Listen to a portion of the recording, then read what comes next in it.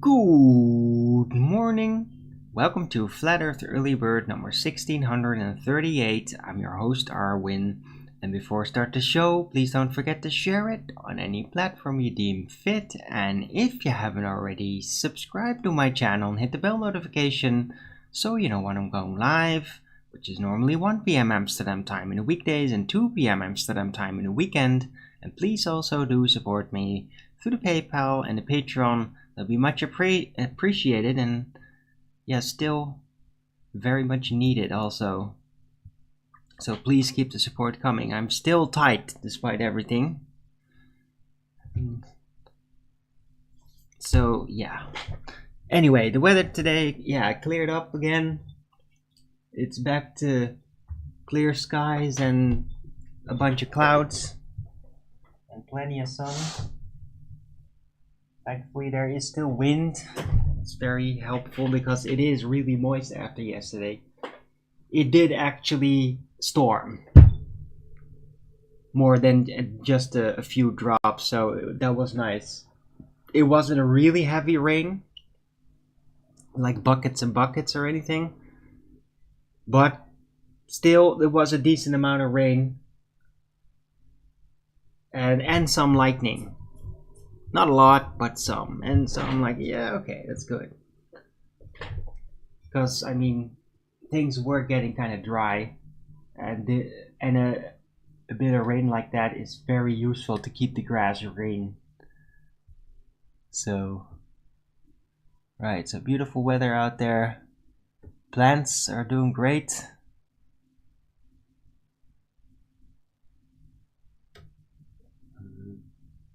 The basil's almost done with its blooming cycle. And by the way, so is the oregano, so it seems like they're almost kind of done.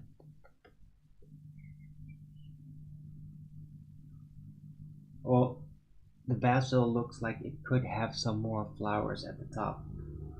We'll see. Anyway.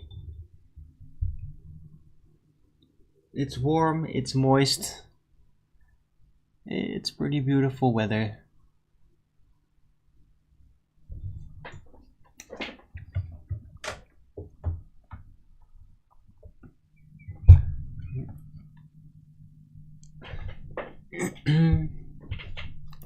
Hello Oz, first in chat. Richard G, good to see you. It is Wednesday, the 21st of June 2023. Hello Slow-Mo Moonbuggy, good to see you. Only got flowers at the minute. Right. Nice herbs. Yeah, if you use them. Although just herb plants are just nice to have. I like having herb plants even if I don't really eat a lot of them because I like the plants. I like their spirit. Oh, Aries 106, bit fat. What? Alright. I don't know what it is. I'm a little short of breath today. I went to bed decently early.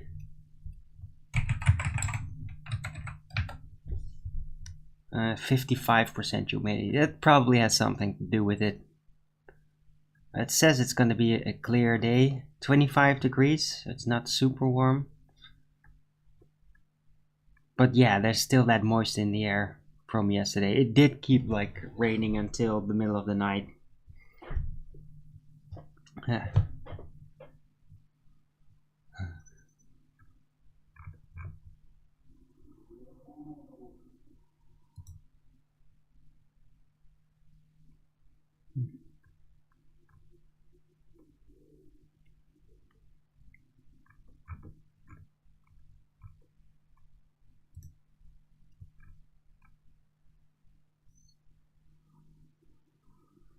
Right. Oh, interesting. And it's warmer inland as well. Because at the west coast, it's now 19 degrees according to this.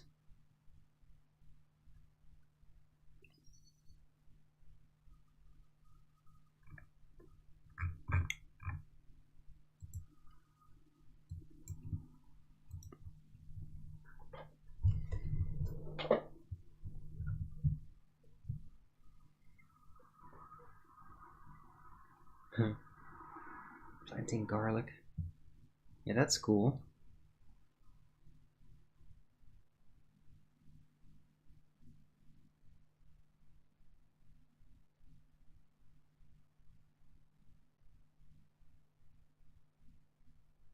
I like that idea. I would kind of like it. I mean, it's optional, of course. Nobody's going to be forced to do anything.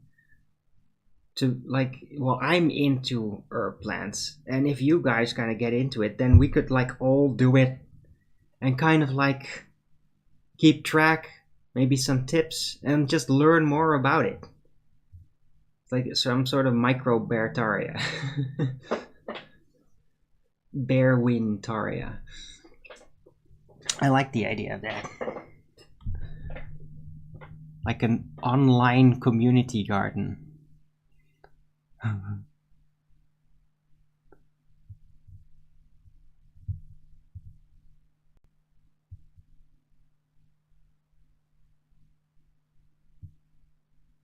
What? It needs to be frozen a bunch of times? Really? What? That's weird. Allegedly.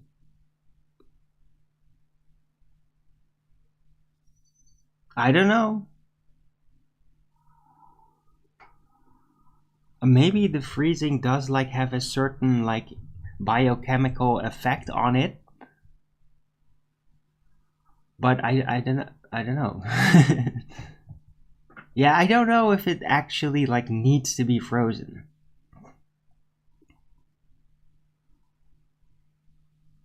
But it probably has an influence, even potentially positive. Like it might make the eventual like that special garlic component stronger or something. I don't know.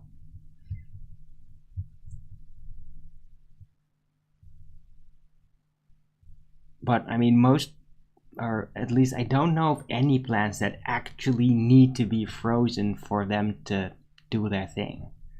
So,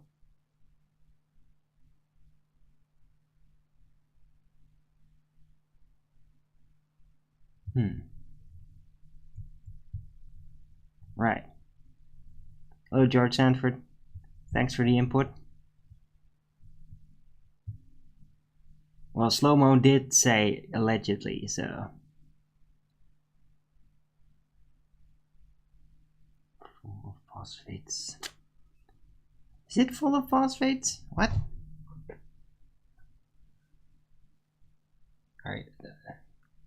You might be like mixing up the terminologies here. I mean, as far as I know, there's no phosphates in garlic, because that's like a pretty heavy pollutant.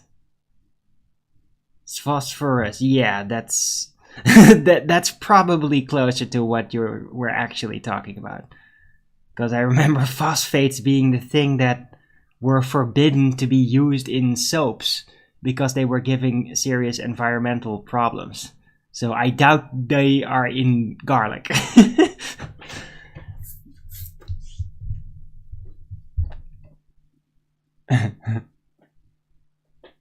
That would be pretty gross. Although it would kind of be like, oh, well, You need some soap? Just take some garlic and put it in your wash.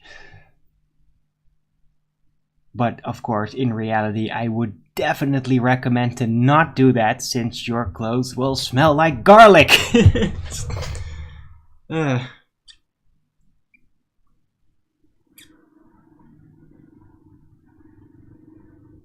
You mess those words up all the time. Alright, fair enough.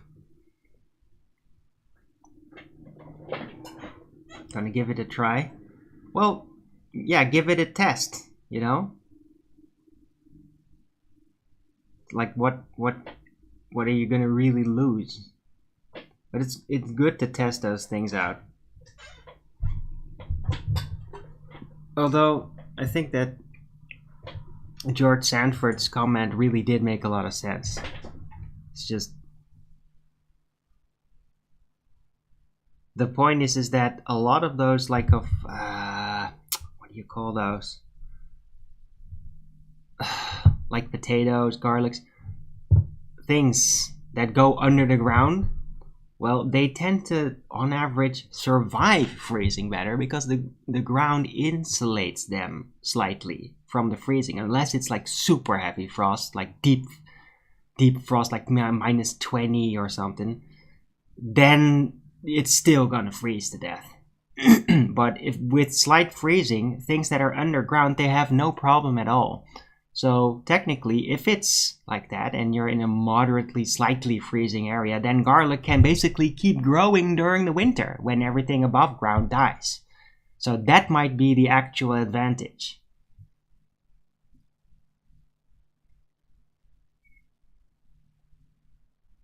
Because I don't know of any plant that actually handles getting frozen well.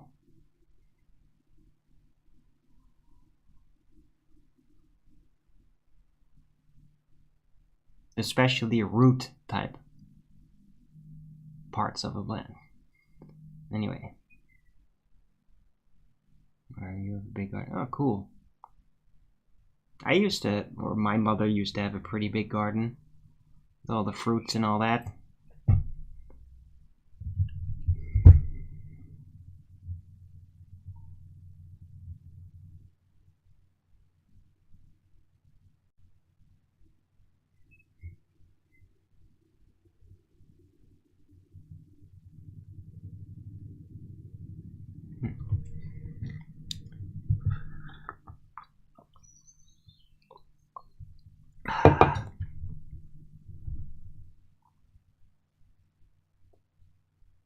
Potatoes are good for remineralizing. What?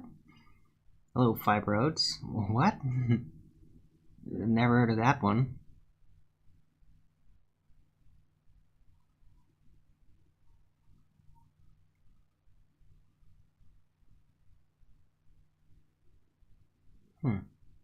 Oh, I eat plenty of potatoes.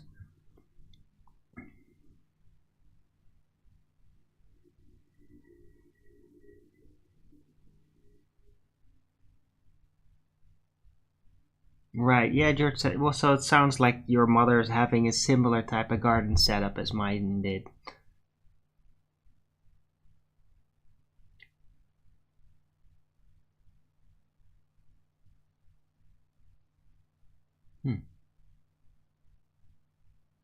Okay, fine. I never heard of that one, but I mean, it might be. Where are you getting that exactly?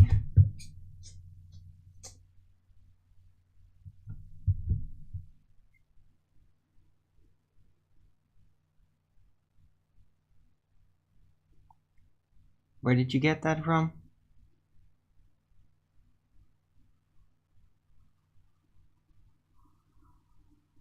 By the way, yeah, I was gonna say, I mean, remineralizing your teeth through potatoes is gonna be highly dependent on the minerals in the soil then. I mean, if you just really, you put some volcanic ashes in the ground or something. I mean, now that's gonna actually give it a giant mineral boost. So then it makes sense. But if you're just regular ground, it's not really gonna do much. I mean, By that same sense, like carrots can remineralize your teeth. If you grow them in really high mineral kind of ground, you see?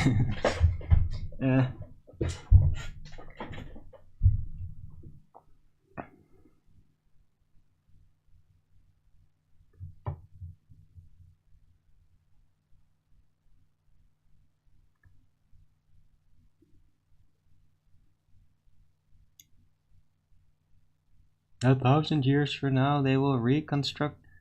Well, 1,000 years from now, they will be really, really thankful that there was this weirdo guy, hermit, who basically cataloged his entire life with a lot of like open internal struggles, where it is widely known when they look back through the records that most people just kind of pretend who they are and they're not very honest about themselves. So yeah, in 1,000 years they will be really thankful there was this weirdo hermit guy who basically cataloged his life through a daily show, through like 10,000 hours or something. They will be really thankful because it will give them a pretty good insight on what was going around without giant political distortions. How primitive we was. It does. Dude, you've watched too much science fiction, Oz. You've watched too much science fiction.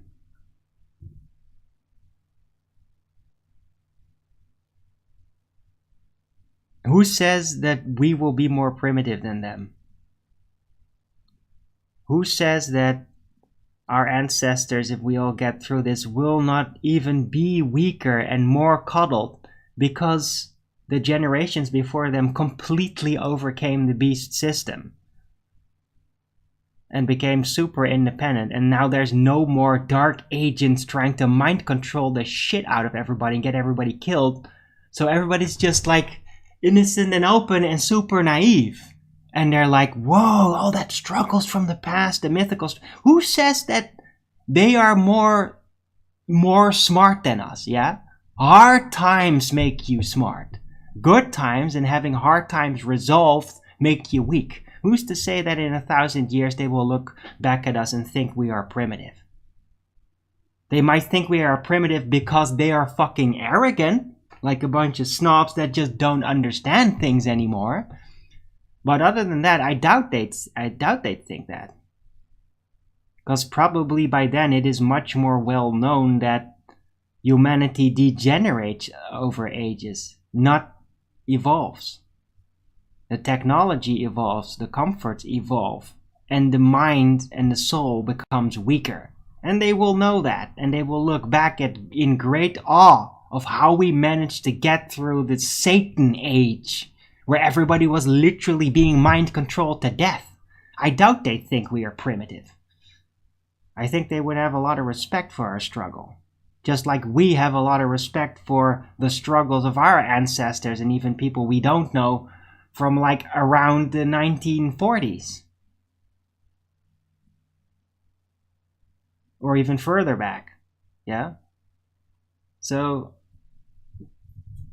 don't follow that Hollywood movie formula. It is not logical.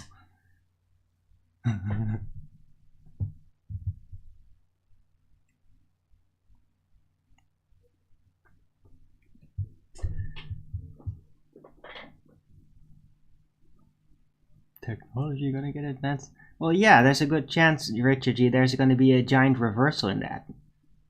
It's kind of already started in ways, but it's like the more extreme the technology becomes, the more it peaks, the more people will realize that they're losing their soul by engaging with it. And there will be more, it would be kind of like a retro thing. It's like, yeah, we got this thing, the virtual reality, but you know what?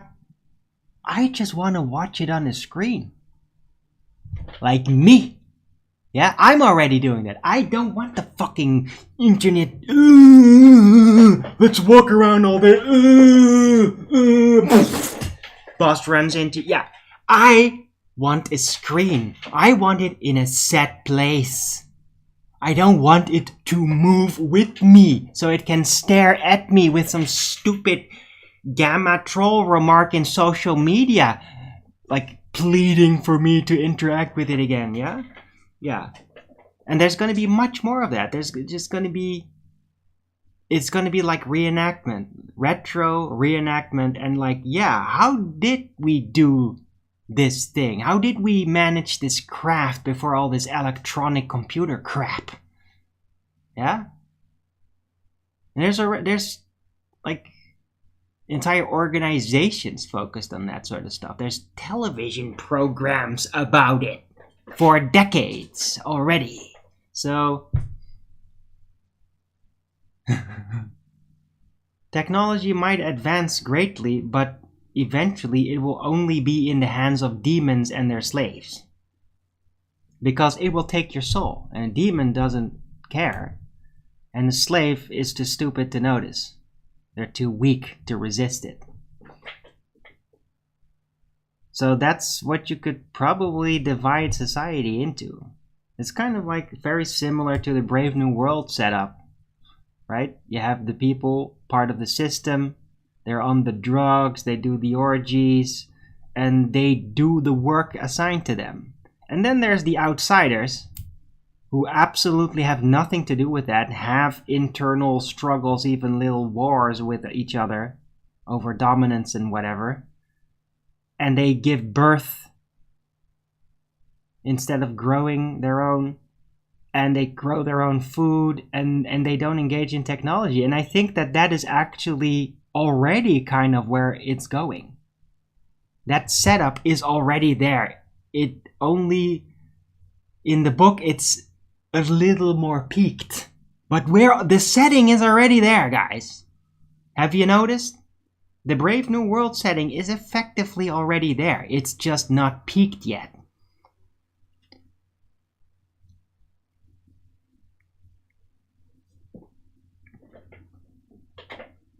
Right? But they're already talking about, ooh, let's grow babies from bottles, and then, oh, you don't have to carry it in your body, you don't have to lose your youth or whatever, all that nonsense, right? It's already here, guys. Brave New World, the book that I read in school, it's literally already here.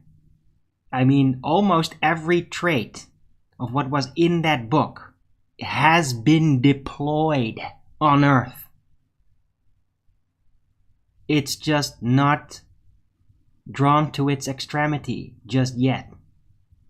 Just yet. It's not that far off, guys. Brave New World is not that far off the current age.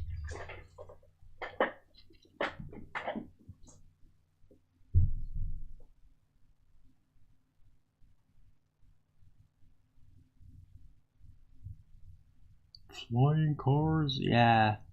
No, they'll never give us flying cars and hoverboards, only in virtual reality. Right? They'll give you everything you want, but it won't be real.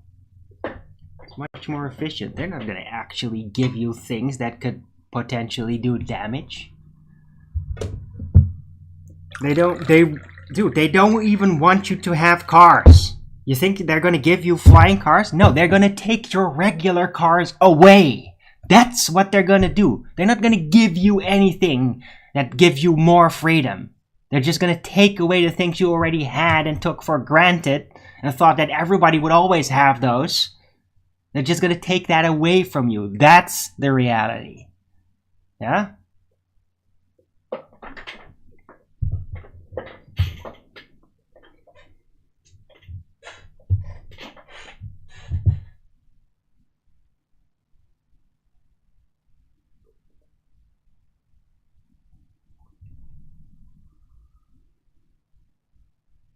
What?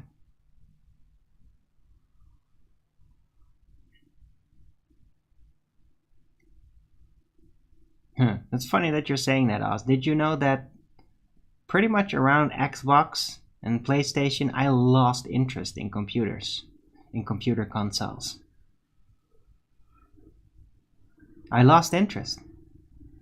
Oh, it's so advanced. Yeah, it's potentially so advanced. And with the potentially so advanced come more mind controlling, more culturally derailing, more psychologically invasive games.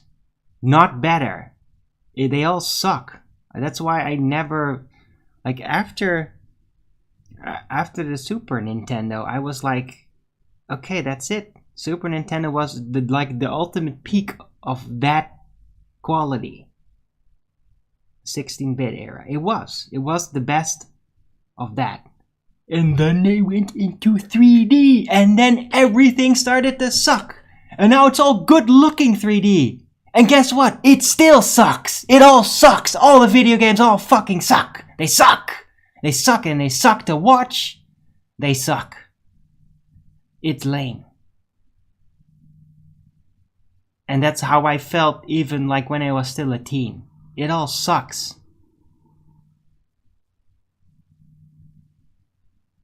I don't want to have anything to do with those. I don't want a PS5. I don't want an Xbox 360, whatever the fuck it is these days. I don't want that shit.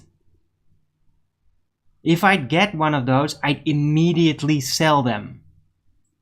Because somebody would be stupid enough to buy it from me. Out there. I don't want that shit. It sucks.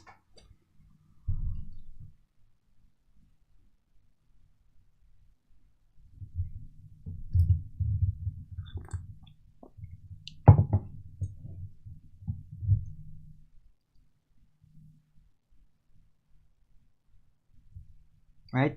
I mean, the best games that I know that I like to play are the games that are kind of almost exactly like old games, except more chiseled, more perfected, and like better music. That's optimal. That's Optimus. That's like what it should be. Not this, oh, look at, we got all the fine detailed model of our Special Boy 3D character that's gonna walk around and splatter things. We're a fucking retard, we blow things up. It's not even interesting anymore. I had more fun looking at the details of Doom or something. And I hated that game, by the way, when it came out, because it's just fucked up gross. But I was more interested in looking at the animations of Doom than like Wolfenstein 3D super splatter everybody mode or whatever. Like, I don't care about this crap. It sucks. It eats your computer alive, it eats your brain, and it sucks. It wastes your time, it wastes electricity, it wastes your brain.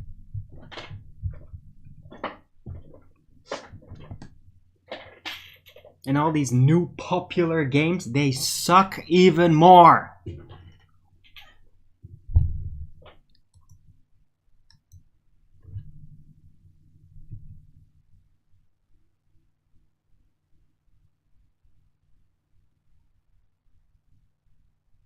Give old, simple games. Like, the best game would be a good old-fashioned, well-developed platform game that's just a platform game, but it just looks really good. With really awesome, interesting little animations that characters could do or whatever. Like, that's awesome. That's an awesome game. That's a game you could get into. Not all this modern crap. Oh, it looks super realistic, but it really fucking sucks! Yay! Really fucking realistic suck! Isn't that just awesome? No, it isn't. It sucks. And we don't want the stupid flashy shit all over the place, like all this continual spasm-inducing flashiness and crazy little manga figures out of place and fucking psychotic hallucinogens. Like, fuck off with your crap! They're assaulting you. They're assaulting your mind. Why the fuck do you take that? Why do you want more of that? It's so disgusting. Stop assaulting yourself with those crappy ass video games.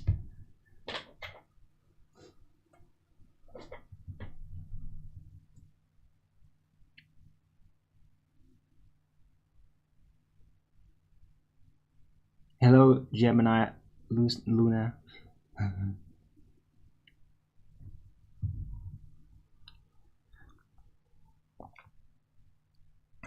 Yeah, looks great, but it sucks. So it's like, it's just like vain people out there. It's like, oh, I'm at the gym. Oh, you're looking at me. How dare you? Nobody gives a fuck, you bitch.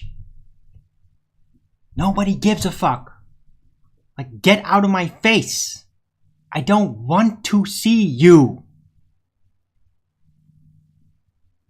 Yeah, I don't care about how you, like, vain people. It's the same thing. Oh, it looks so good, but it's absolutely atrociously fucking boring.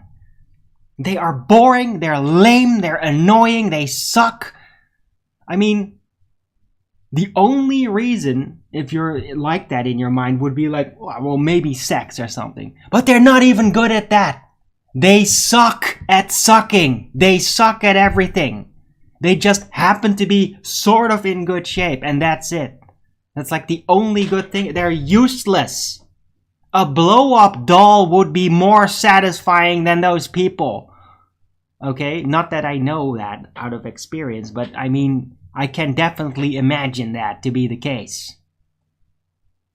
Because those people are just fucking annoying. And that's just like video games.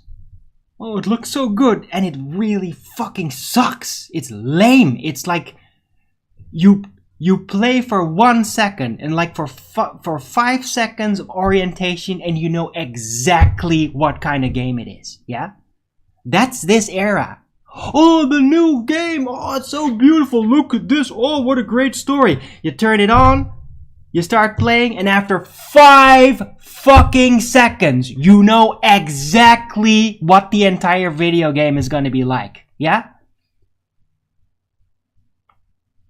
Did that ever happen in the 90s? In the 80s? No. Even though the games actually did look alike back then, sort of. But there were significant differences. I mean, look at all the different platforms, how different they were in their play and what they were like because of that. Like, one platform is completely different from another. Even though they look almost the same in ways. Some levels would, at least. Right? And that's the difference. Now, back then you had to play it to figure out, this is what it's like. Right. You had to actually play it for like half an hour or an hour. Now, you turn your fucking game on, and after 5 seconds, you know exactly what the entire fucking game is like. Yeah? If you can even get to that point. Because, oh, the lovely menus. Oh, don't you love your consoles? Yes. Oh, that's worth $1,000. Oh, yes, a console. You put the game in, and then you have to click buttons. Find your way through the menu.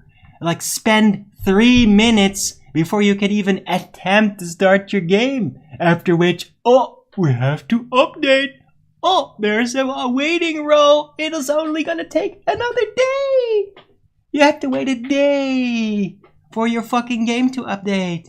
Isn't that just lovely? Remember those days where you had the Super Nintendo? You put the cartridge in, it's like, bling. Oh, sorry. We have to download the update. Please don't turn off your Super Nintendo for the next 23.56 hours. Yeah. That didn't happen, didn't it? Yeah. Because they actually completed the game before they sold it. Because they weren't disgusting corporate pieces of shit that wanted to exploit you and make your life miserable like a slave. Huh? Yeah.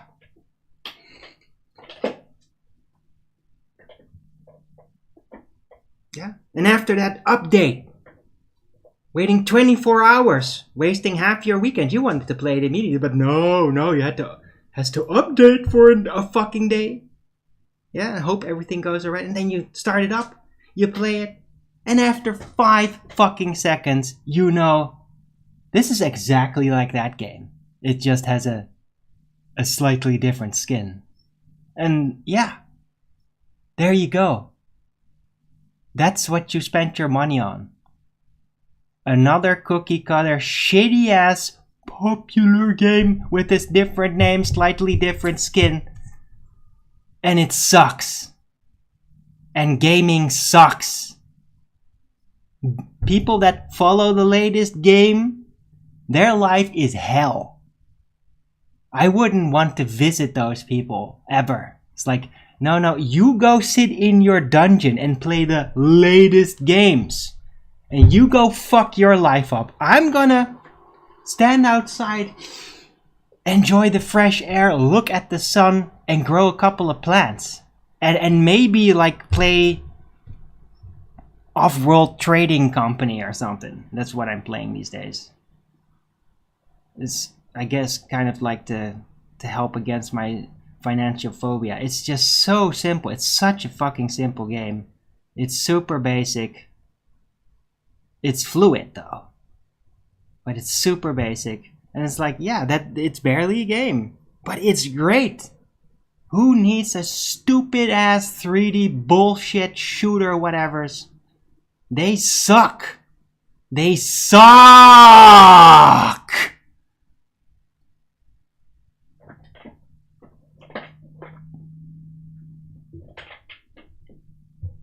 Have you ever noticed that people that likes to play the stupid 3D shooter games, that they're all mobily incompetent? They're all a bunch of wooden sticks. Yeah? People that are actually moving and like to do things, or like sports, usually, right? That actually like it. Not just like, oh, I have to walk because I have to stay fit, right? But that actually like it, yeah? They don't play those shitty games. Because people that play those shitty games, it's like they freeze up. It's something that 3D shooters and shit do to you.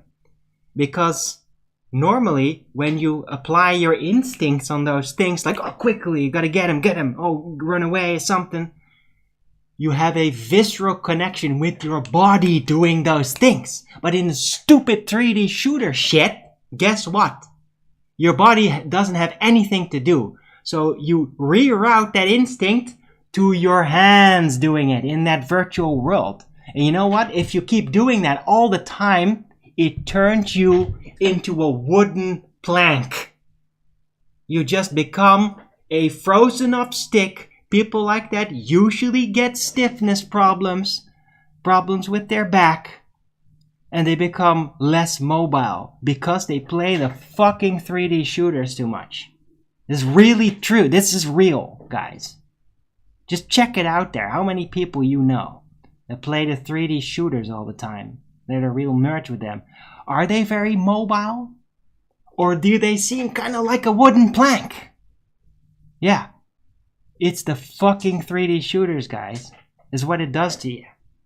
Reroute your normal physical utilization instincts. It does. It reroutes them. Off-World Trading Company is pretty nice. Yeah, it's hilarious. Oh, another planets. I know, but it's a good trading game, and I really learned a lot from it. It's because I have financial phobia. This game, when I first got it, I was like genuinely like, oh my god, this sucks. I can't do this. I continually failed. But I've come back to it every now and then, and now I finally get it. And it's really helpful because it's actually based roughly on actual economy shit, actual trading in ways. It's an interesting game.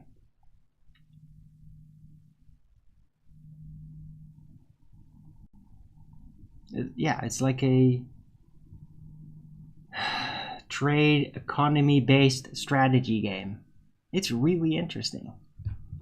And also because I've never seen any other game like that before. It's actually a new concept. Interesting.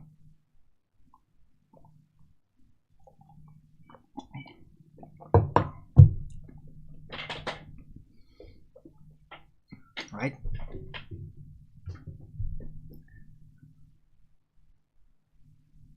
Right, so that's my ranting about video games.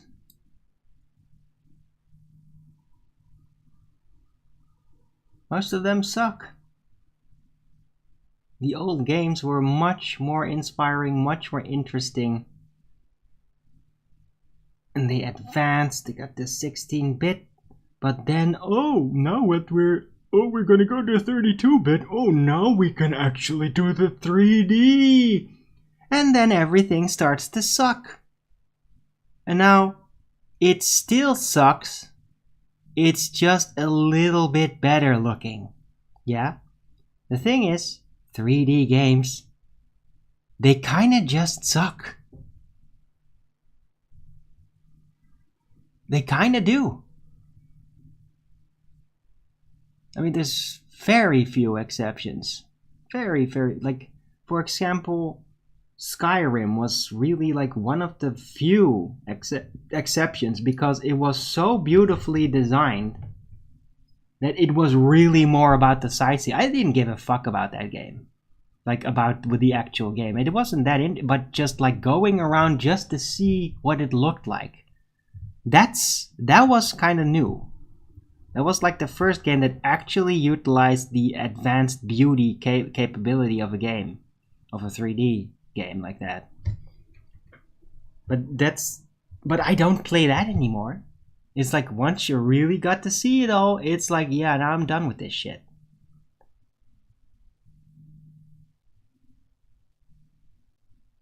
I have a fond memory of it, like I went to a vacation or something, but I'm not going back there, right?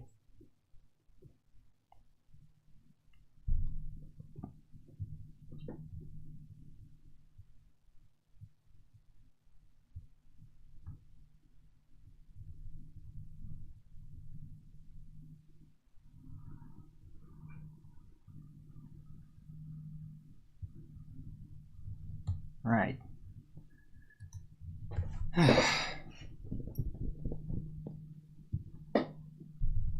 Hey LSG, good to see you, and Dr. Utker.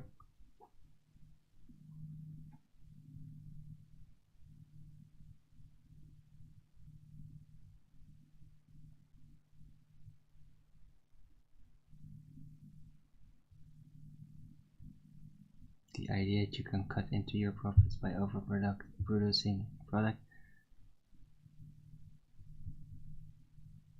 Yeah. Well, I guess you're into that game too. But I mean, I'm still learning about it. But it is actually like a genuine thing you can learn from. I mean, that game is basically like an introductory course for economy. It really is. And it's just a video game.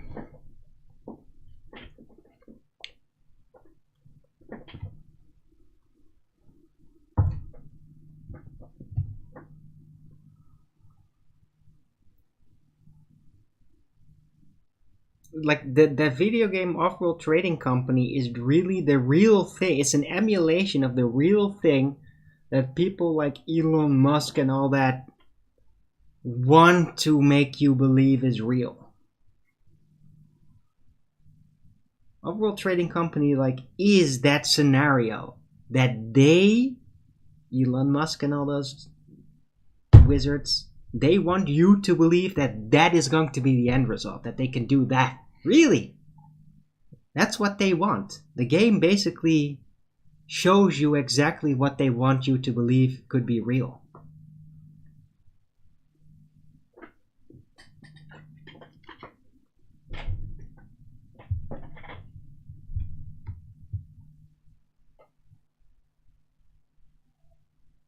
Fallout? Oh, sure it is.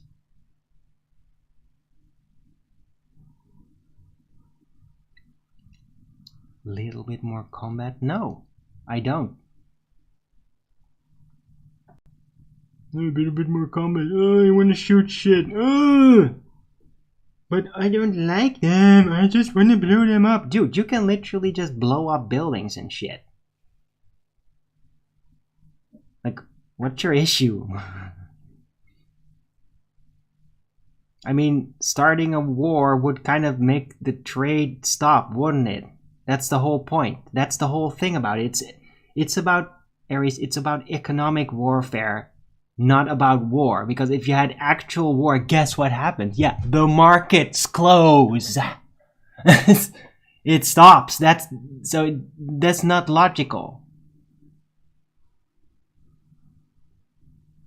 It would then become like a two-parter game where you're like, oh, you have the pre-war economic part, and then you have the actual physical war part or something. I mean, you could make some kind of strategy game like that.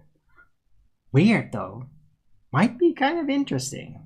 And it doesn't have to be like off-world or something. You could even like make it like terrestrial, like, I don't know, something. It would be kind of interesting to have that like around World War II, because there was a lot of economic war happening also. People tend to forget that usually when physical wars get fought, they're preceded by economic war, by weird massive amounts of money suddenly shifting around, people getting suddenly impoverished, other people suddenly getting rich. It's usually what precedes an actual physical war. You don't really get to overtly hear about that as much. You just get shown like, oh, all these people killed. They don't show you like, oh yeah, and before this person made a huge amount of money and that person lost a amount of money. No, nobody gives a shit. News just shows you who got blown up. Age of Empires 3. Yeah, Age of Empires 3 was actually a really interesting strategy game. I really liked it. I played that a lot. With my ex, by the way. I got to know that game through her.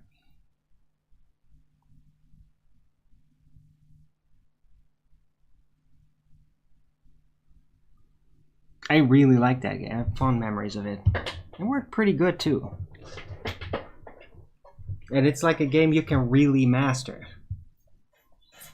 You can like really master it and become better than the computer.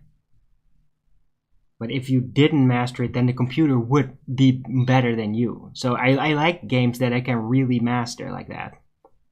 Newer games don't work like that anymore. With the old games, you had like, man, this is hard. And then you got better at it. And then you got even better at it. And then you like really ran the game. You were the king of the game. Like the computer, the AI could barely do anything about you because you were just too in control of the video game.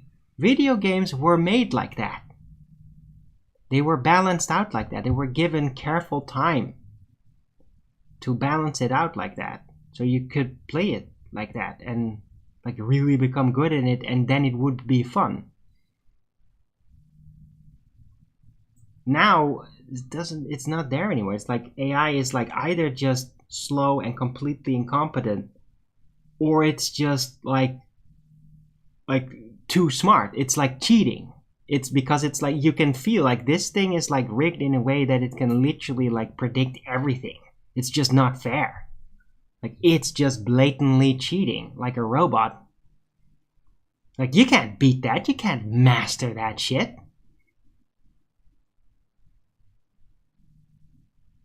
It's just a giant amount of punishment and make you feel incompetent all the time because it always moves ahead of you. There's nothing you can do about it ever.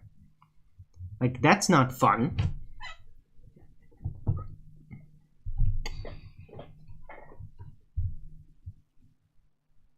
Age of Empires, oh.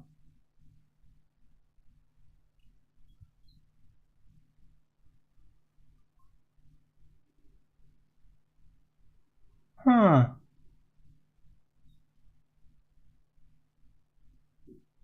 That's interesting, Arizona. I had no idea about that. Hey, Flutter Sage, good to see you.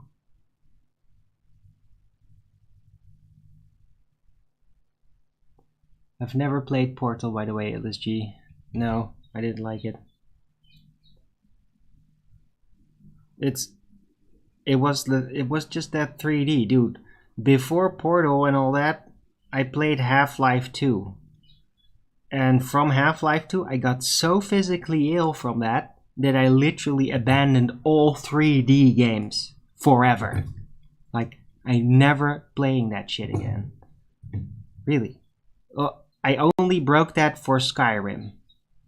But even that game literally made me physically ill if I played it like longer than an hour. I can't play 3D first-person games and such. I can't do it. I can't do it anymore. They make me really ill really quickly.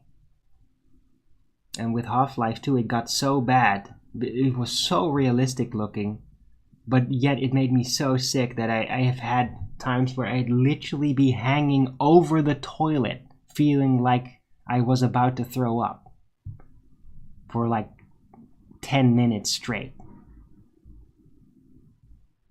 Okay, I'm not doing it again. So after that point, like all those 3D thingies and I just didn't give a shit anymore.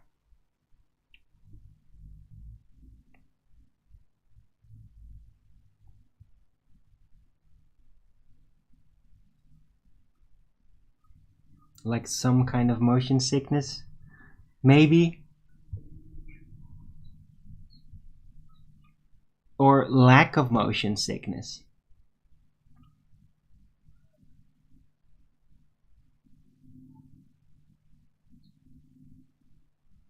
But it might have something to do, like especially there's some 3D games where it's like the first person like moves like that as you walk.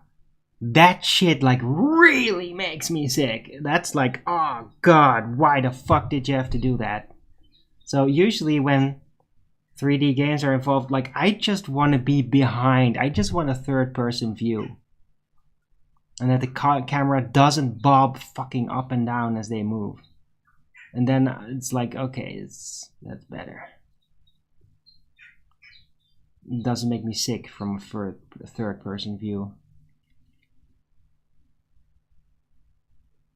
No, I haven't heard of BlackRock. What the hell?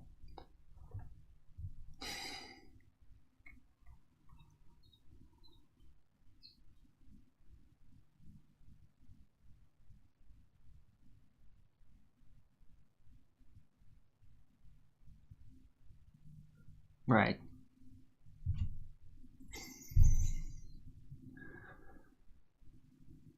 Yeah, I know what BlackRock is.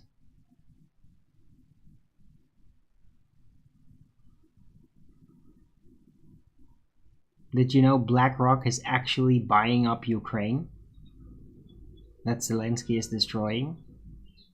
There's a whole item about it yesterday on InfoWars.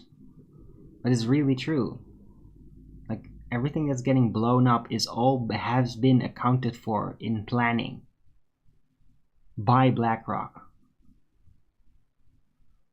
Like, they have all the plans ready for the restoration, but they're literally like buying it up. So BlackRock is like buying Ukraine. So there's gonna be like, they're gonna attempt to have like a permanent base there that's gonna be like on Russia's ass. I mean, these guys are gonna keep going until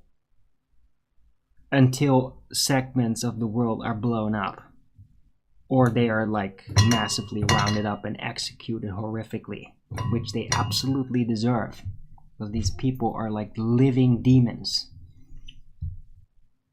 They're living demons. Those people should not be alive.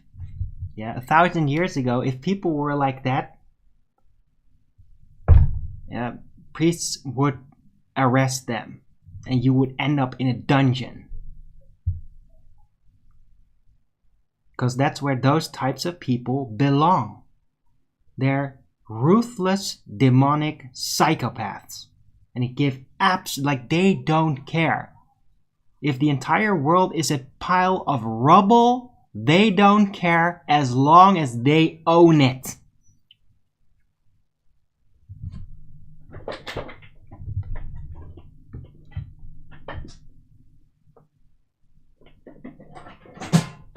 And they should be blacklisted, and anybody that basically associates them with them should probably be like it should be argued that they just should be put on terrorist lists. Like, this thing needs to go away. It needs to dissolute. It needs to disappear. It needs to be made illegal to do that, what they do.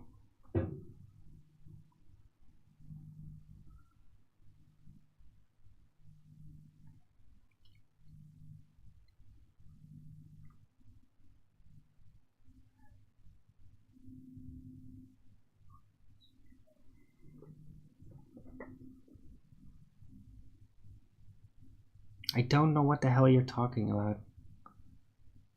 I don't do shorts, Aries 106. I'm figuring out you're probably talking about Half-Life there, but don't do that. Spell the names out. No shorts. Yeah? You can use a short for the CIA, okay? Or the FBI. You can use it for that. Don't use it for other things. Just spell it out.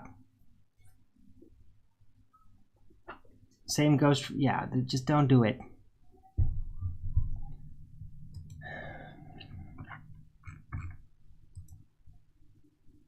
Hello, Bill Nye Designs Denier. Right, by the way, let's move on talking about games. How did that happen? How did we get to games? I don't know. But yeah, yesterday, Flat Earth Debates was kind of weird because Nathan had computer issues and it started really late, but then it was a very long show. I don't know if anybody caught that live show. It was later than normal, but lasted like 3 hours or something. Way too long, by the way. I mean, if it's gonna last that long today, I'm just gonna hang up. It's like, yeah, I'm not gonna do more than 2 hours. I just don't wanna. Although, yeah, the reviewing part was really good, though. I don't know where all these numpties keep popping up from. Like, where the hell? Yeah. Beat the text limit. Yeah, it's good, though, if you still spell it out, because then at least there's a certainty that everybody knows what you're talking about, Aries. Yeah, Owen Benjamin's stream, good, was epic. Yeah, he had Shiva on.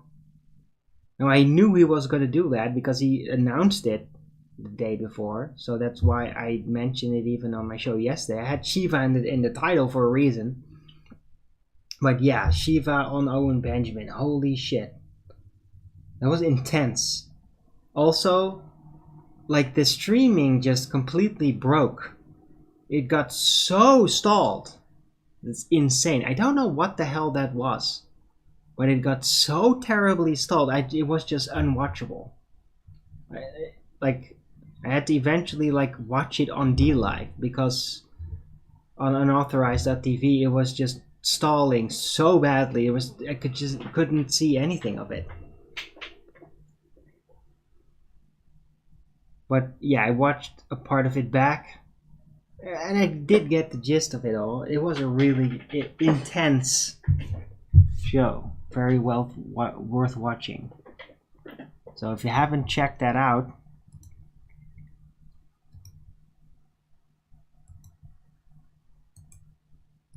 go check this link.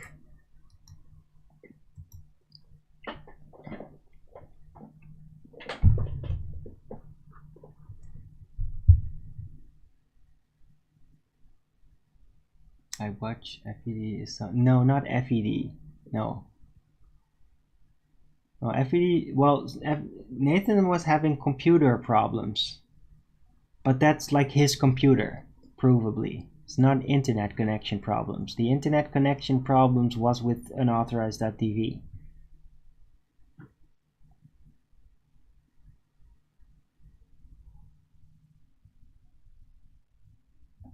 Alright. Look at what we have here. I'm gonna get the one that's still in the fridge. Hold on.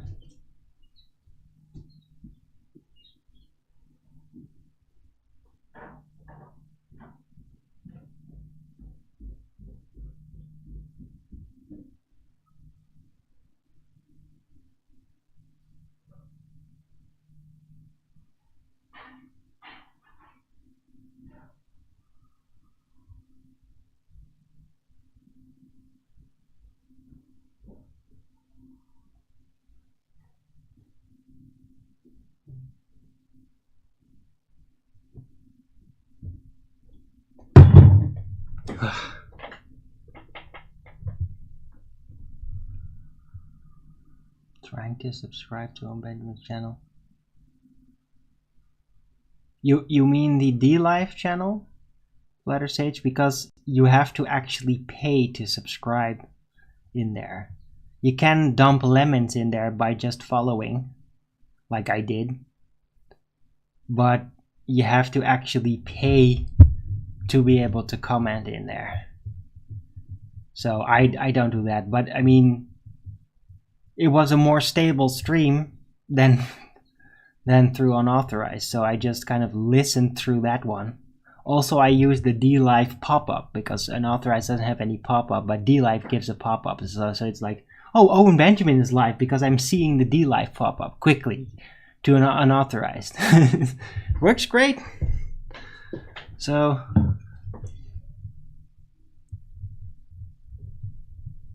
right.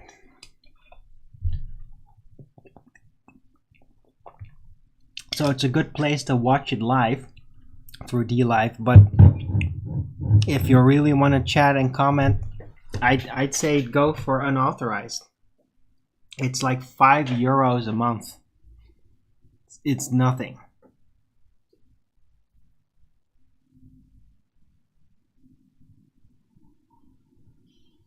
And you get all kinds of shows, not just Owen Benjamin's. But it is Owen Benjamin definitely the main attraction. But you can also like see Vox Day stuff and other guys in there. But I mostly do it for Owen Benjamin, of course. And it's very well worth it. He has his own chat system. It's fun.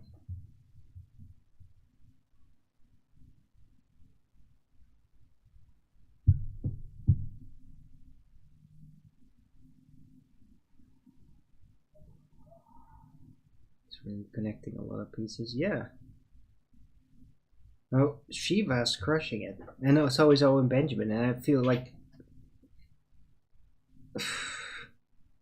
I'm just trying to imagine Shiva actually like becoming president. Like, how could that be achieved? Because it would be great.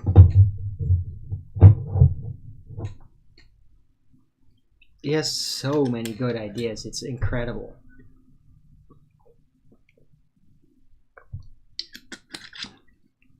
He's like this waterfall of good ideas that just never stops.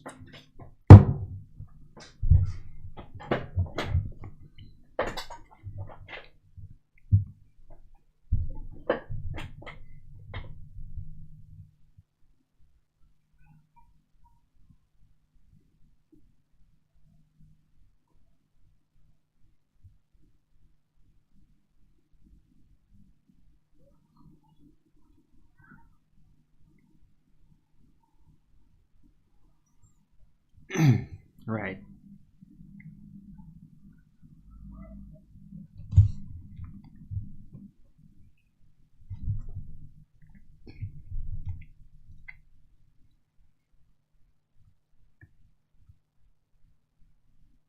So yeah, that was yesterday. Pretty interesting day. FED Long, Dr. Shiva, Owen Benjamin's. What else? What's that?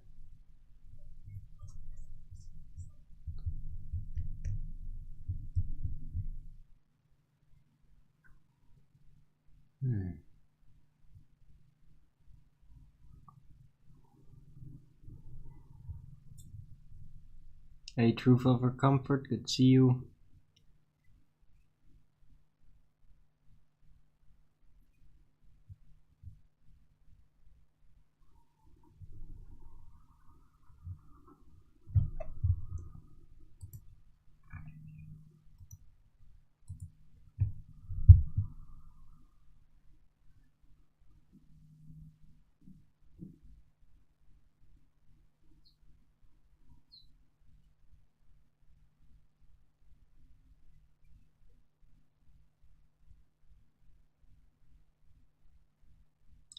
No, he doesn't want to have anything to do with it, Derek. He's already addressed flat Earth and the globe in the past.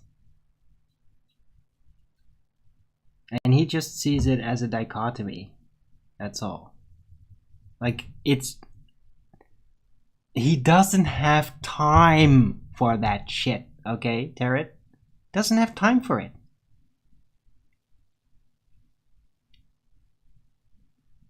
But he's basically already said, like, look, he doesn't want to take a position because he doesn't have to, because it's a fucking waste of time for him. Yeah? I mean, we might spend like 10 years like going back and forth about that and like settling your position and defending your position. For him, that's literally 5 seconds of his life. He doesn't have time for that shit. Right? So he suggested like, oh yeah, well, if you want to settle it, then just take a flat earther and a glober, put them in a rocket or something, go high up and let's settle it. Right? Like, settle it in a public thing. That was kind of Shiva's suggestion. Like, let's make it a public thing that's not controlled by these scumbags. And like have a show where it's literally like a flat earth versus globe debate in public, on television, with actual physical, in the real world test, with non-biased judges. That's Dr. Shiva type idea about it. And it's a pretty decent idea. I mean, that's like thousands of times better than any other suggestion any other politician has ever given. So, but he's not gonna be a flat earther. He doesn't care. It's a waste of his time.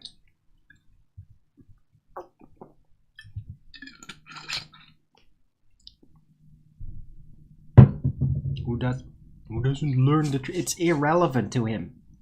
There's too much things that he can fix in this world. He doesn't have time for that shit. Must the horizon rise to your eyes? Yes.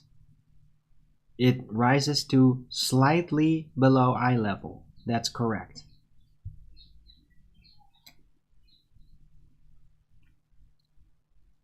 It never is exactly eye level, you know. It's slightly below eye level, and it stays at that exact ratio of slightly below eye level, no matter how high up you go.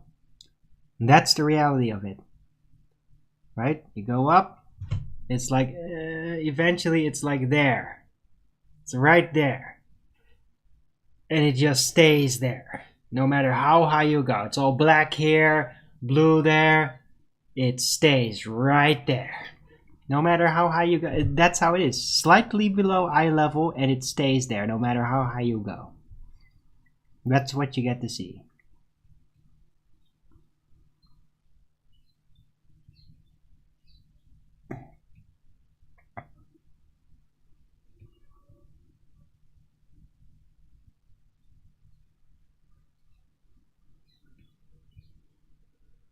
Does Eric Dubay say? Yeah, Eric Dubay says that, and that's fine.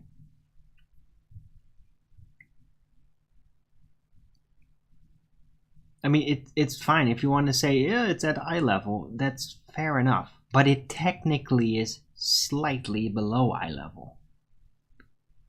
But the thing remains is that it stays in that position. And that's really super suspect if you're going to claim some kind of a non-flat geometry.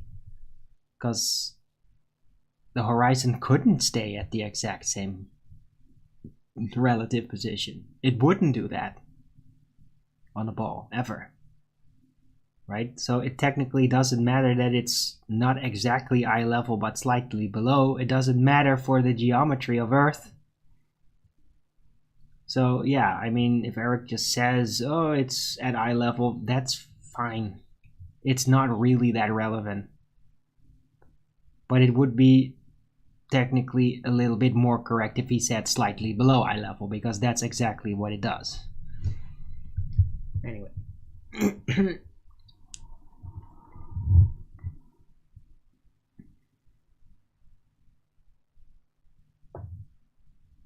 What about the size of moon appearing to be extremely small, minuscule at that height? Well, what about it? What about it, Tarot?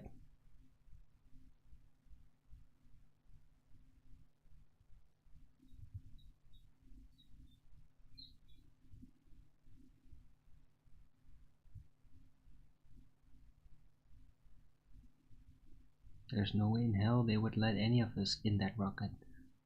Well, they, unless Shiva is president, and he's just like, no, I'm going to, as president, pick the flat earther that is gonna do that. And they probably would pick several people to be part of that. And who knows, man, maybe they'd pick me, or maybe they'd pick, I don't know, somebody from FED, and like I could imagine that Witsit would be in there probably. Maybe Mark Sarge. I don't know. It all depends how that would. But I mean, he's not just gonna let a bunch of controlled opposition bullshit from the globe side do that thing, right? The opposition would never even initiate anything like that because it's not in their interest to be exposed like that.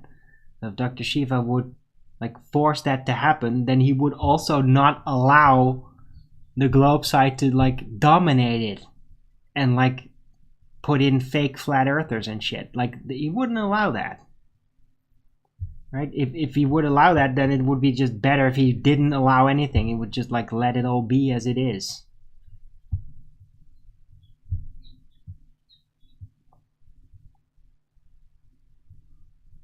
You won't go against it. Oh, well, thanks for that. Yeah, Slow. I mean, you're right. I mean, yeah. It's not worth it, right? I mean, yeah.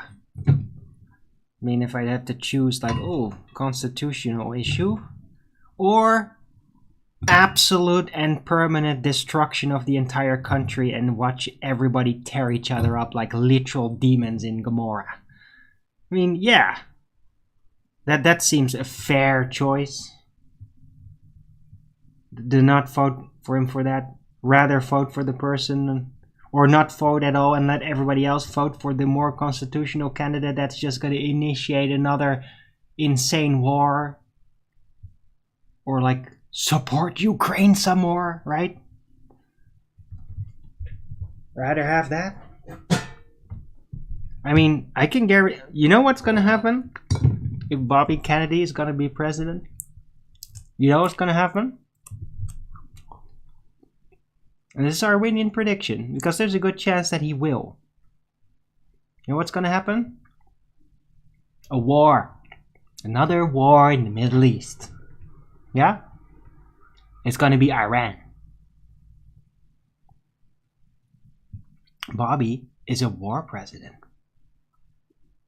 Huh?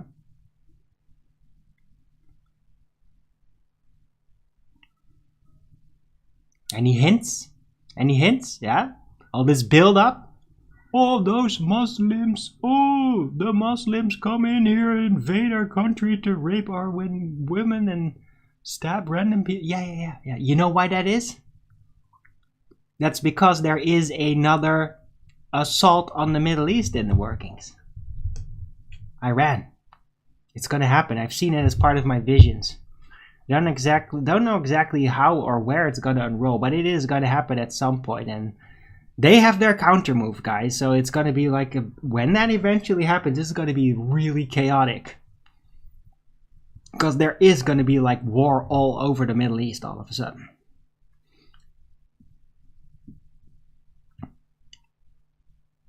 And Bobby Kennedy would be exactly like Bush and Obama. Exactly like that. Even as all those guys that think they're on his side are going to like try to justify like how he isn't like that. But he is exactly like that. And if he will be president, there will be war with Iran. Or like war. Because, I mean, America doesn't actually do war. They just assault countries. They don't really declare a war anymore, do they?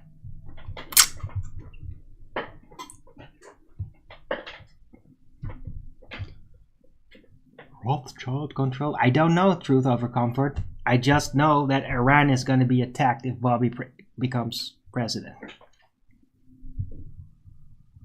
It's all built up to that, yeah? That's why you're still getting from the truther side, from the not so obvious establishment, or the sub-mainstream, as I used to call that. Shiva calls it the not so obvious establishment. And that's why those not so obvious establishment people have been associating insane, criminally insane people assaulting immigrants with Muslims, right? That's why that programming is there. Is in preparation for the new attack on the Middle East by the United States that's in the works. Yeah, the new distraction, the new looting operation. Yeah, and there's going to be all kinds of reasons. It could be like, oh, Iran is making nuclear weapon. Bullshit. Go fuck yourself. Yeah, they don't exist. They don't care. They just want power. Yeah, self-sufficient power, which is exactly what nuclear provides. Very clean as well. Yeah, and they don't want Iran to have that. So you got all these movies in preparation, yeah. I mean, yeah, Top Gun 2. Oh, if a nuclear power plant secret in a mountain, all the special operation. Where did that special operation took place? Oh, they didn't really name a country, did they? Could it be that it kinda was secretly Iran? Huh? Yeah, because it's in the works. America and all these military industrial war people have been like preying on it for a long time. And Syria and Iraq and Afghanistan were kind of there as preliminaries, right? They're right next to Iran. It was all to attack Iran. Wasn't it Russian in Top Gun? They wish. They didn't really say. It was Arabian though. Didn't you notice, Aries? It wasn't in Russia. When like Tom Cruise like went down and they found another plane, like that was in Arabia. That was an Arab place. That wasn't in Russia.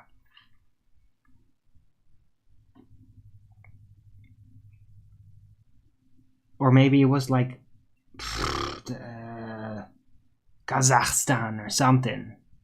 But it seemed like a more southern, not so cold climate based, kind of Arabian region. So I'd say Iran could be just it. Has the right to study nuclear. They have the right to build power plants and energize themselves and their business partners as much as they like. It's their frickin' right. And the grabblers have no fucking business getting involved at all. At all. Yeah? But they're not gonna just sit still. So it's gonna amount to a war. I mean, these assholes have been working up, building up to that for like a century. Okay? Very, very long time. They're not gonna let it go. They are gonna go after Iran. And I think that Bobby Kennedy is, if he's going to be president, where there is a chance that he will, that he's going to do that. Because he hates people, he hates others enough to do that. He'll gladly blame Muslim extremists. He'll gladly allow his CIA operation to do Islamic terror false flags in his country all of a sudden as the justification to go in and get them, right? Just like Bin Laden bullshit. He'll do that. No. Right, so there's my prediction. I want you to take record of that prediction. Yeah? Bobby Kennedy is going to be president of the United States. And then there will be a new assault on Iran.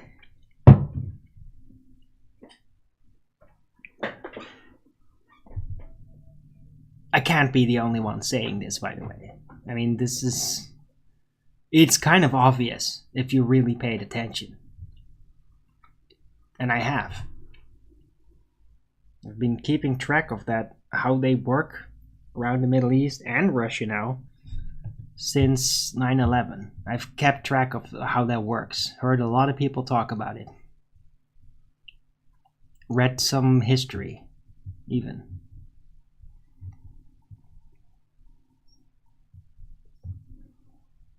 Surprised there are still some Kennedys around. Yeah, but they'll keep around. I mean, they're like cuckoos, right?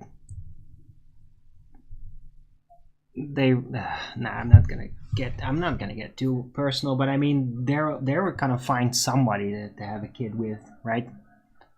So even if they kill their own off, they're bound to have some stray bastard son somewhere that's just gonna be the one that floats to the top after everybody's dead. So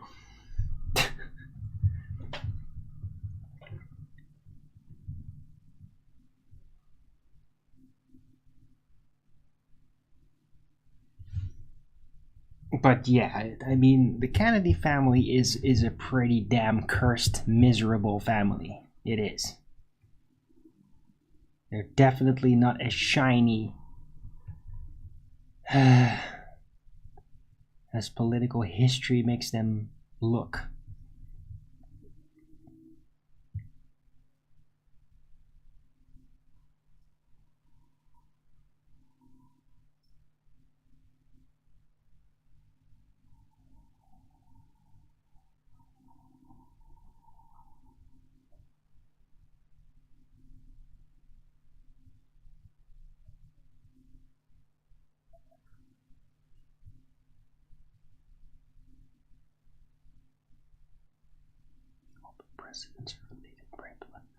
I've heard that it's not really important though, truth over comfort, but yeah, there is this weird family bloodline connection, and not just with presidents, it's also with mega corporations and media groups and even like Hollywood stars and shit. Like Britney Spears is related to Bush. What the fuck? And Obama too. Like, they're all connected. It's weird.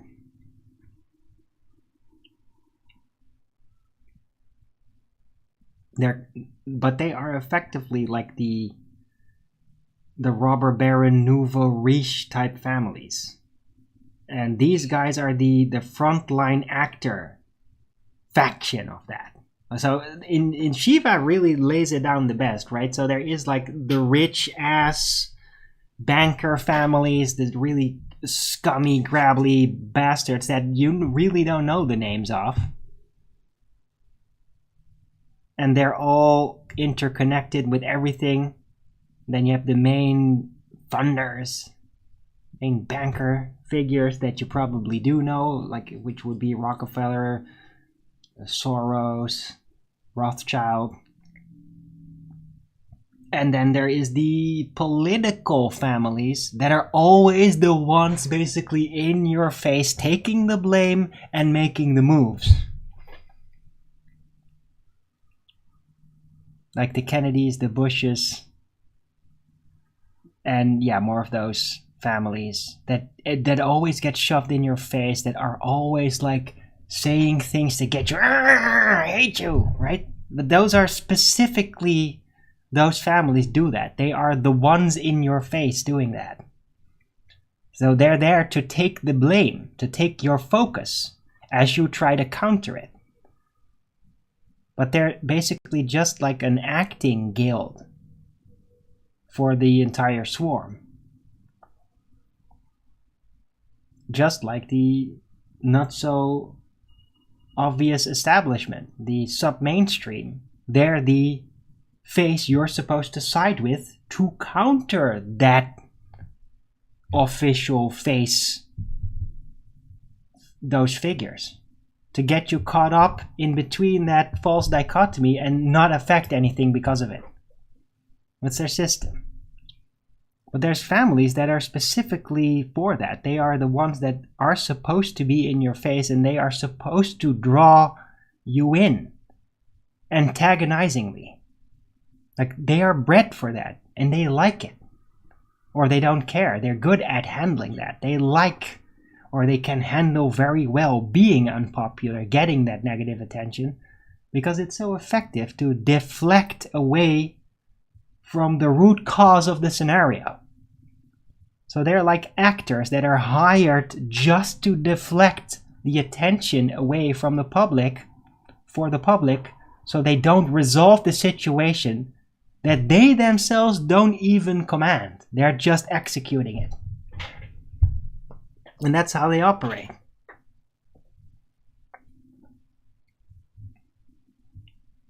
Wasn't John F. Kennedy addicted? You sure? I'm sure he was.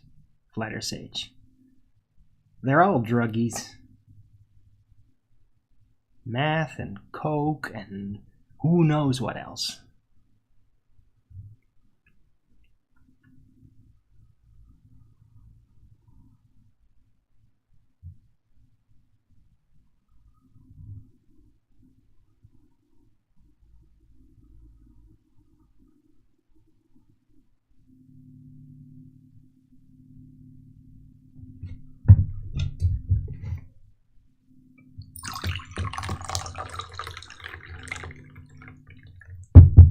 Mutually assured destruction. Yeah, Aries 106. Yeah, but there's this one thing though about that. You see, Aries. And that thing is that nuclear weapons don't exist. You see? They don't exist. Yeah? America doesn't have them. Russia doesn't have them. China doesn't have them. India doesn't have them. Israel doesn't have them. Europe doesn't have them. Nobody does, because they don't exist. It's a fictional deterrent. So if it would be decided, oh, now it's okay that this country has nuclear weapons, like what happened with China, right? Because they didn't have nuclear weapons, and then frickin' Clintons, yeah, it was them. They basically gave them the weapons technology, and then they started developing. Oh, they gave it to them. Yeah. No. They were given permission to be a player in that virtual game. In the virtual game of who has the nukes. The nukes that don't exist. Yeah, you get permission to be a player on the world board with the nukes. It's all virtual because nukes don't exist. And so to be officially recognized as being a country that has nukes and that should be held, that should be kept in mind as nuclear threat strategy is basically rolled out, well, then you have to become a partner in that game. You have to accept that other countries have nukes and then treat them as such a threat. You have to play the game. It's like a LARP game or a tabletop role-playing game. You have, if you want to be a country that has nukes, then you have to be part of that game. And then you will, if you do that, then you will be regarded, whether as a hostile or as a good guy, as having nukes, and then other countries, knowing or not knowing, will adapt to that virtual threat you have and will be more careful as they fuck around with you. But it's all virtual. None of it is actually real. No nuclear weapon has ever blown anything up. Ever. Yeah, that's right. All the continued role-playing, pretending nukes exist. That's exactly what it is, Aries 106. And guess what? It's super profitable. Yeah, the nuke industry is a giant money scam.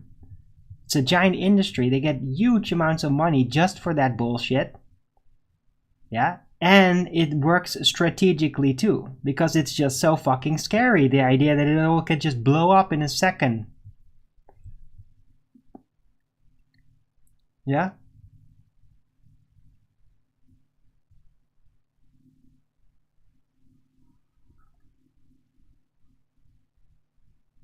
So, yeah. I mean, whether... It doesn't even really matter, it's about the scale of it. So whether they would have like, oh, we have a rocket and there's a big boom on there and it blows everything up.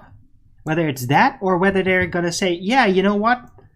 It turns out it wasn't real, but yeah, we have this meteor belt that we didn't really discover before. It's actually quite close to Earth.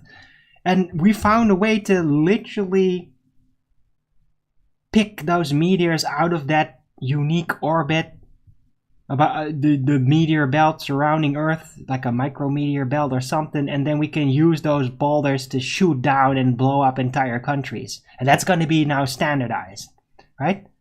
It's the same threat. It's just the idea, oh, we have a thing. It's really small. But when we use it, gigantic, total destruction. Yeah? That's the threat. It is the gigantic total destruction in an instant. That is the fear factor that is being used strategically in the role-playing of nukes. And it's used like a chess game on a world scale.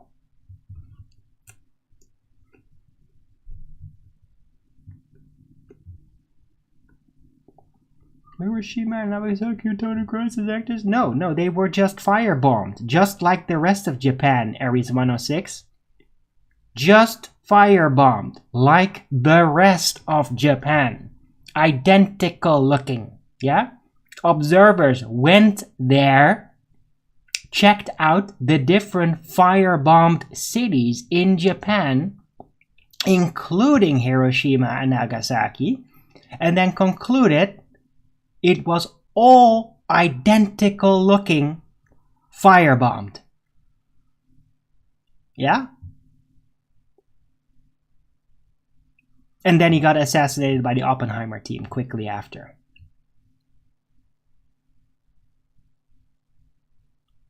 No, not napalm. Firebomb. It's not napalm. It's... Well, maybe it is kind of napalm. I don't know exactly how it is, but it's firebombing. It's the same thing that happened to Dresden, yeah? There is no nukes, but there are bomber planes, and they drop like carpet bombing with like heavy burning, quick burning fire bombs. And it literally burns everything up. Trees, houses, streets, like literal asphalt catches on fire from fire bombs.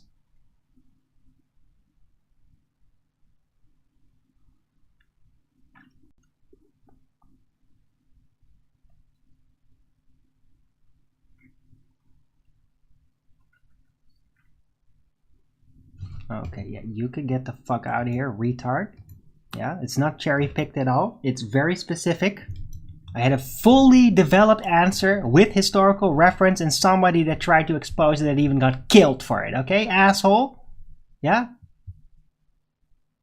Nagasaki, Hiroshima were firebombed. An observer went there and to all the other cities in Japan that were firebombed. Not just those two cities. Yeah, a lot of Japan was firebombed. It was completely toasty. Yeah, significant percentage of Japan was firebombed. They were completely fucked over. But you could argue that they deserved it because they did something to America first. Right? But that's in the past. The point is, it all got firebombed. Observers went to several cities, including those two supposedly nuked cities, and concluded there's no difference. There's no blast crater. It's just firebombed. There's no radioactive fallout. There's no blast crater. There's no houses being completely blown off their foundations. it's all just burned out like a firebomb. Yeah? Nukes don't exist. They're a psychological operation. They always were.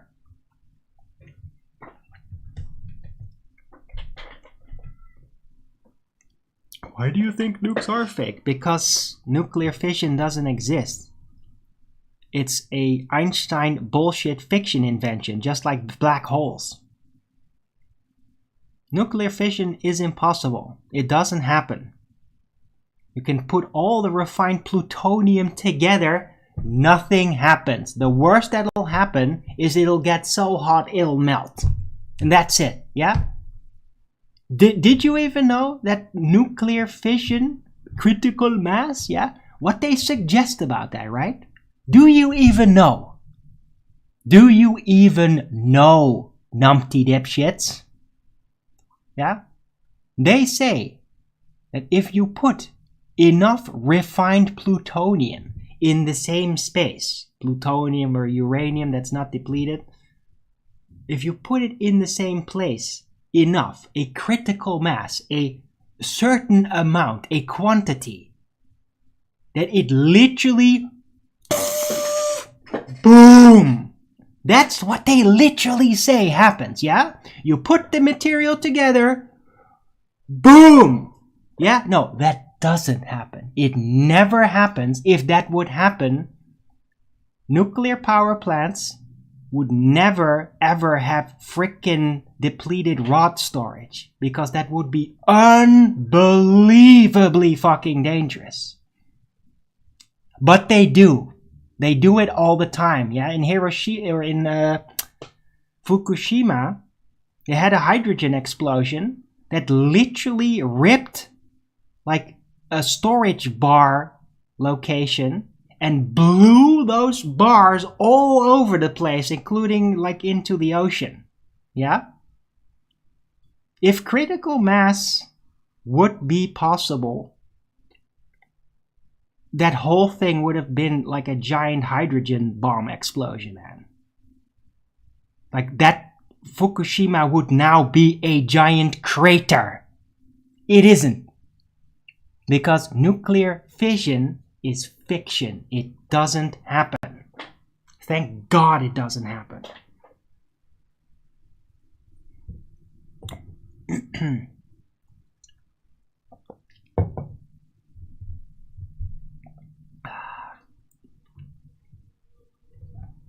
How do nuclear plants work? Yeah, they radiate. Yeah? They radiate heat. That's how nuclear power plants work. They boil water. They are the heat factor, the energy input factor on a turbine system. That's how a nuclear power plant works.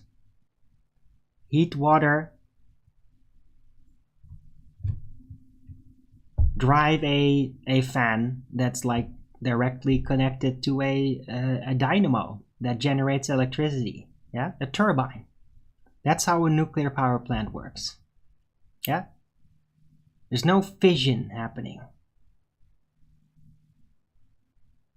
Like there's no critical mass, there's nothing exploding, it's just heating the water. That's it. For the nuclear reaction, yeah, sure. Sure, there's something happening. There's heat radiating off, and the material does seem to change over time. So yeah, there's definitely radiation, right? Enough of it and it'll heat the water. Yeah, that's definitely happening. There's no explosion. Yeah, if you put all that material, all the nuclear rods in the world together in like a cubic 100 meters of just pure uranium plutonium, you know what would happen? Absolutely nothing. Except it might heat up so much that it'll literally like turn into this weird, freaky, glowing pool that might like burn its way through into the earth or something, and then it might pollute like drinking water that's down there. It's not good, right? But what it doesn't do is blow up in a nuclear fission explosion. Yeah? That doesn't happen.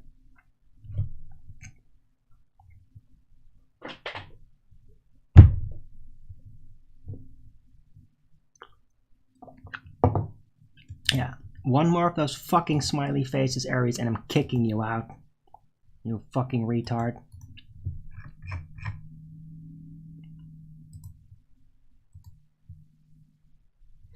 Is it alpha radiation or beta?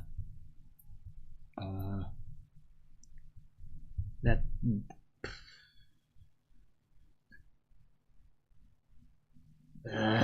I don't know, man. Oh yeah, get the fuck out of here, scumbag. You think I'm gonna just let you post that shit in chat? No, you can go fuck yourself, you fucking little retard. Yeah? I'm gonna say exactly how it is, yeah? Nuclear bombs don't exist, they can't exist. Yeah? Critical mass doesn't happen. It's impossible. Nuclear power plants are just water turbines. The material, the nuclear material, heats the water and drives the turbines. That's it. It doesn't do anything else. There's no danger. Right? I mean, the worst you can do with it is like make depleted uranium weaponry or something. And that's terrible, by the way. That's fucking evil. But I mean, that's pretty much it.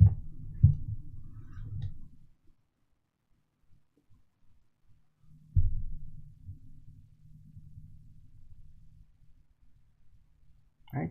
The toxicity factor of these materials. Yeah, that's right, Aries. That's right. Nuclear power plants are just water turbines. That's fucking right. Yeah? You think you're smart or funny saying that? Asswipe? Think you're fucking funny? It's fucking true. I'm sorry you're so fucking pathetic that you think that's funny somehow. Yeah? But I mean, you believe in a globe after all of this, so I should expect that level of retardation from somebody like you. Steam turbine, yeah. Water, steam.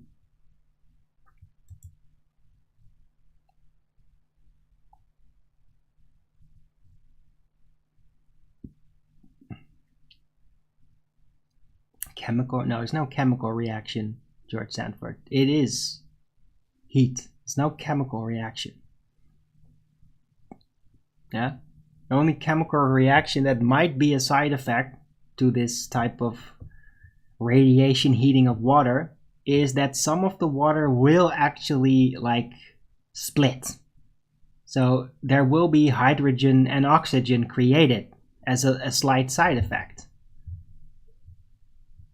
Right? It doesn't just exclusively boil the water. It also actually splits water a little.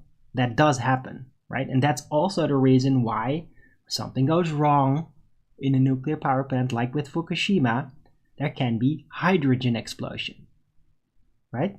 That hydrogen is from the cooling water splitting up in the gas, because that does also happen. And that's the thing that actually causes explosions at power plants. It's the hydrogen.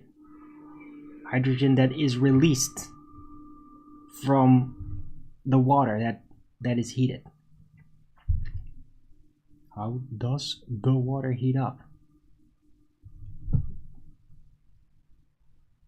What the fuck, dude? The radiation heats it up. Yeah? That's what radioactive material does. It heats stuff up.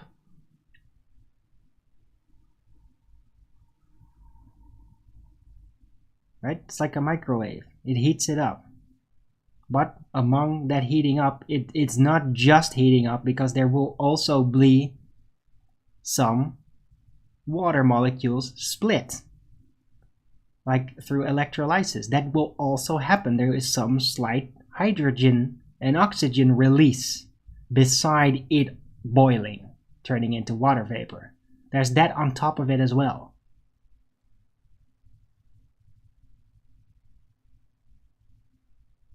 Now that needs to be taken into account in the design of a power plant.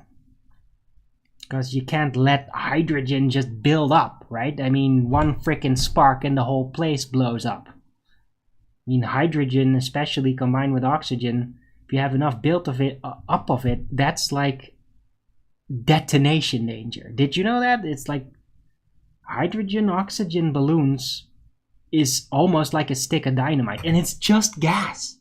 But it is like literally a balloon like that going off like within like a meter can potentially blow your head off. It's just a gas balloon, okay? So yeah, hydrogen buildup, pretty freaking dangerous. Because it doesn't just blow up like gunpowder, no, it detonates. Even in its gaseous state, it's very dangerous. So in a power plant, you need to design it to have safety measures that will prevent hydrogen buildup, because it's so freaking dangerous to have that.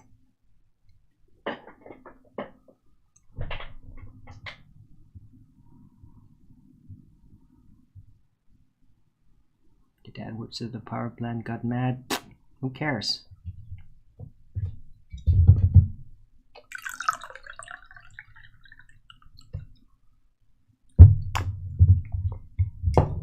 Right, but if he's a believer, he's a believer. Who gives a shit, man?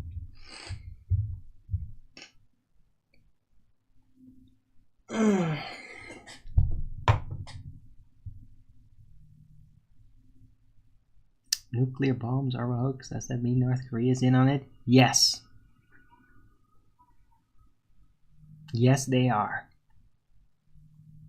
All countries that supposedly have nuclear capability are all in on it. No exception. Because if they'd have it and not be in on it, they'd be taken out before anybody would ever find out. They would just send over like secret teams and just nip it in the bud. So if there's official recognition of a nuclear program, that means they are part of the deal. No exception.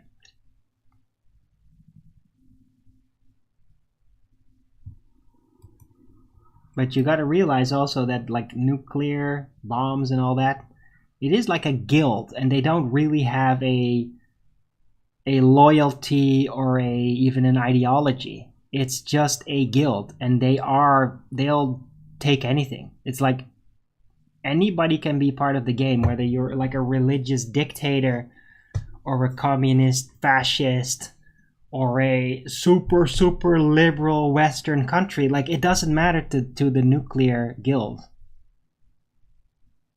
You're part of the game or you're not part of the game. And if you start doing stuff with nuclear stuff and you're not part of the game, you'll be taken out. And it will be all under the radar. You're part of the game, well then they have to do it officially. And then they're gonna play war games with you. That's how it happens. Just look at the history of it. You care because you want. Okay, fair enough, Richard G.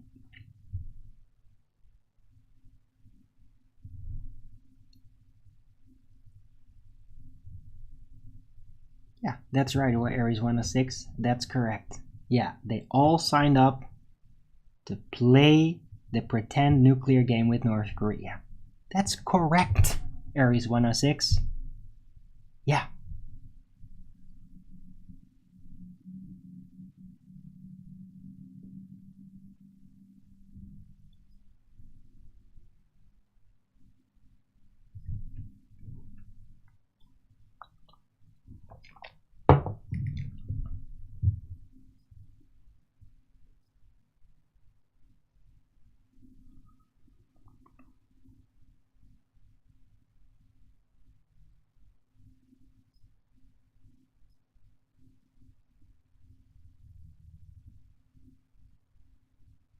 Yeah, so you will see this entire Russia-Ukraine war and probably beyond.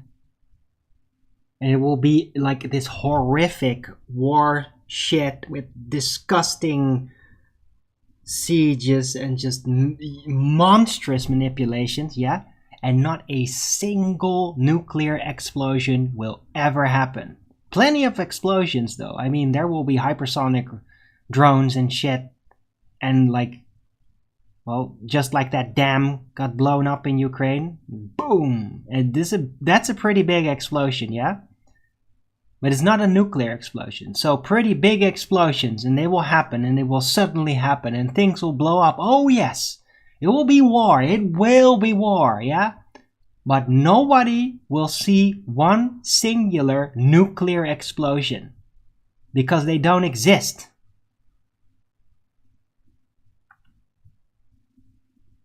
It's just part of a political chess game.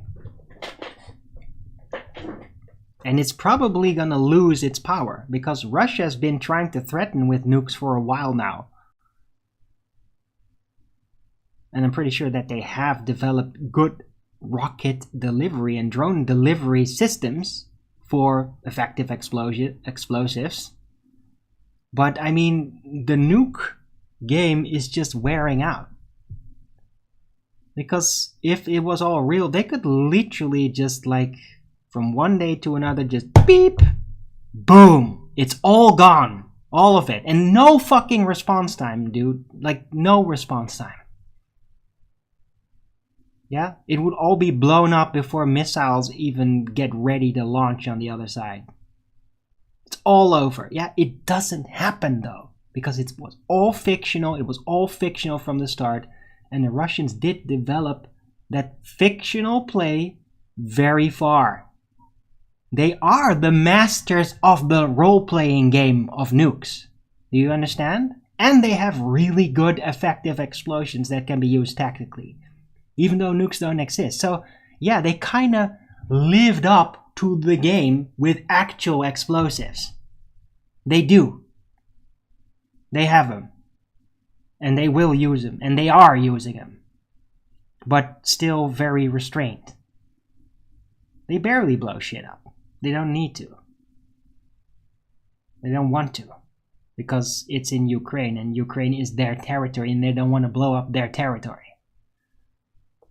They'll leave that to the freaking Nazis over there. They blow everything up, because they don't care. They just want to blow everything up so they could be paid by BlackRock, who's gonna buy it all up. Yeah? That's why they do it. The Nazis are literally selling out their own country to a mega corporation by blowing it all up. That's Nazis. That's what they do. You understand? They're despicable, disgusting fucking demons.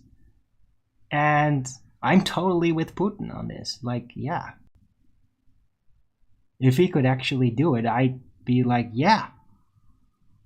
Maybe you could actually go around in the world, like supposedly Israel did, and actually completely get rid of Nazism everywhere. Like that. Like get rid of it, because it does nothing but fucking destroy everything. It's the only thing Nazis ever do. They just destroy everything. Every fucking time. They destroy themselves, they destroy their own culture. They destroy the spirit. They destroy other people. They destroy value. They destroy life. They destroy everything. And for what? Nothing. Absolutely nothing. Just destruction. And petty temporary power that they will lose anyway. They'll destroy anything. Because that's what they are. They're fucking demonic. Demonic mercenaries. And they should be wiped off the earth. Their entire ideology. Yeah? I like a bit of National Socialism, actually. I like that, yeah? But this Nazi militant ideology that's like grown out of that, it should be erased from the world. It should properly be erased. Because those people are fucked up and the only thing they ever do is destroy things. Everything. They have weapons beyond where? Oh, like what? Like what, you fucking fear porn retard, Aries 106? You literally don't even know what the fuck you're talking about. You're just a dumbass fear porn addict. Yeah? That's all you are. You're a dumbass fear porn addict. That's what you are.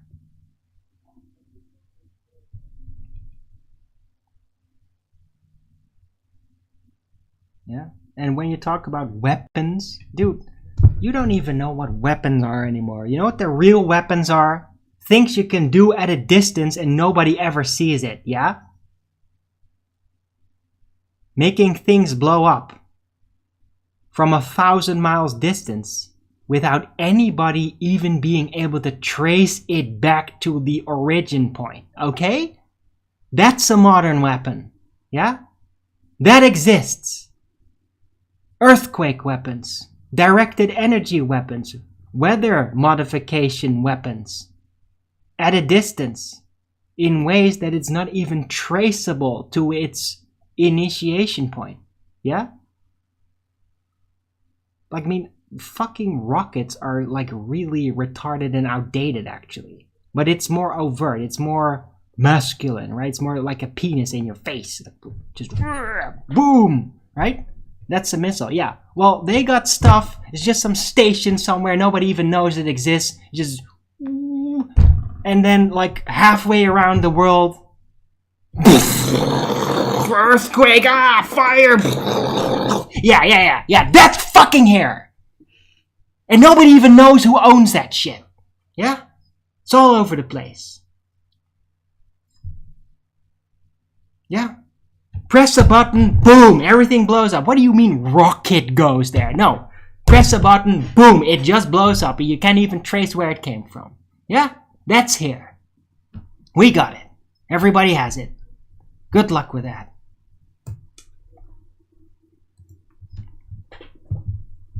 Wake up before it's too late. What the fuck are you whining about? What are you gonna do about it? What's waking up gonna do about any of that? Yeah? Is waking up gonna stop them from building more of those weapons? No, there isn't. All they would do is just do it in secret.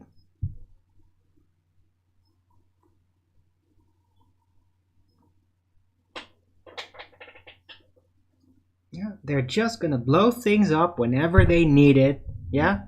If not for war, then for economy. It'll be like, I wouldn't be surprised if BlackRock actually did that shit. I wouldn't be surprised if BlackRock blew up Turkey with their earthquake weapons. I wouldn't doubt that those things that they discovered recently, that were like these weird earthquake weapons in Antarctica, that those were specifically used to create that bizarre chain of earthquakes in Turkey. They probably literally did that. Yeah?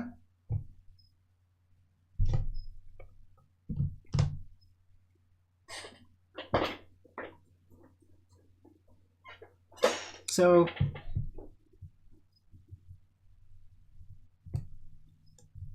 yeah. Nukes don't exist. They're archaic. They're way too expensive, and that's why they want to keep it going, because it's literally a money scam. It's a guild. They just want a lot of money for this virtual threat that's super outdated, because now you could just barely need any energy and just have a couple of things in hidden places, and then at an enormous distance you can instantaneously blow up an entire region without it even being traced back to you. Yeah? Who the fuck would need nukes? It's just a scam. Yeah? It's just a scam.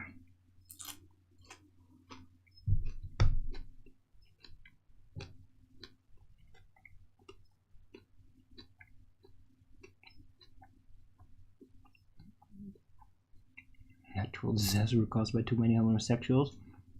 Well, indirectly, because too many homosexuals is what causes mega corporations to become more demonic, more psychopathic, more willing to do evil because everybody's gay and so they deserve it, and then develop more weapons and blow up more people. So, yeah, you could say that natural disasters are being caused by that.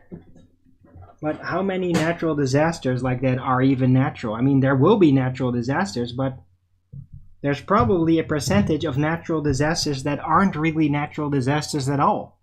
They're man-made disasters.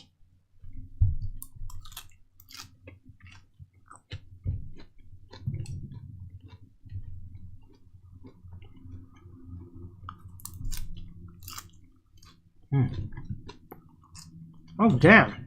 It's already 3 o'clock. Damn it, time is flowing. It's been good, though. Despite Aries 106 being a giant boomer gamma in my chat.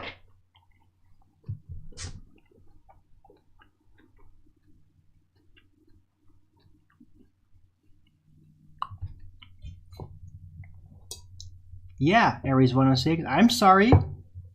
I'm sorry. It was only in the news recently with imagery. Oh, didn't you notice? Yeah.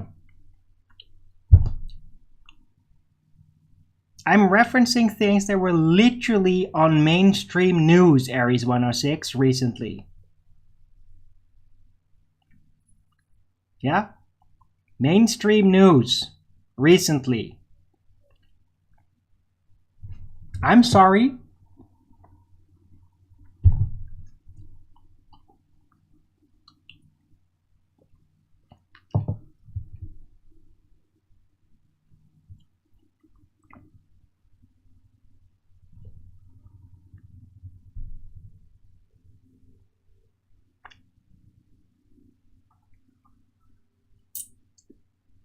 Isn't mainstream all lies?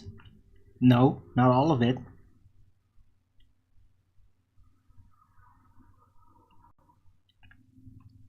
Usually they prefer to just give you the truth and then put it in a manipulative context. Right? They show you something. They don't directly reveal what led up to that, but then they do tell you how they'd like you to see it and respond to it. That's what the news does. And in that sense, they lie to you because they give you wrong context. They lie about what led up to it, etc.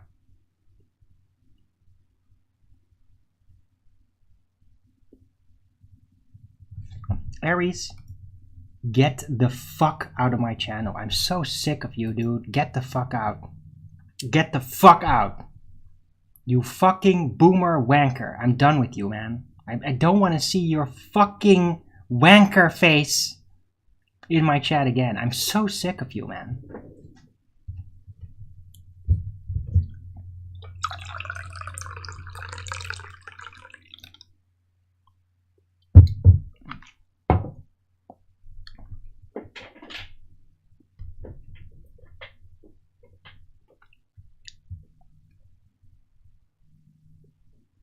Ah, and I should have done that years ago. You're such a fucking waste of space.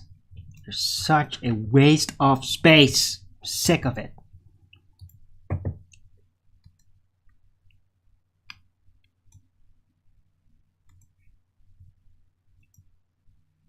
Endless whining.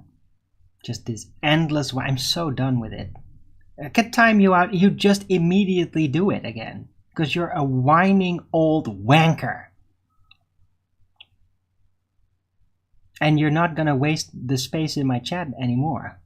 I'm done with it. Right. Anyway, I'm gonna need to figure out a title for this show. I definitely am going to do that before I end the show.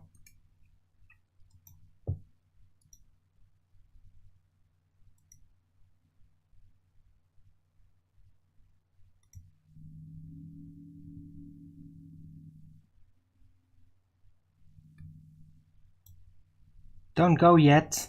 I'm still here.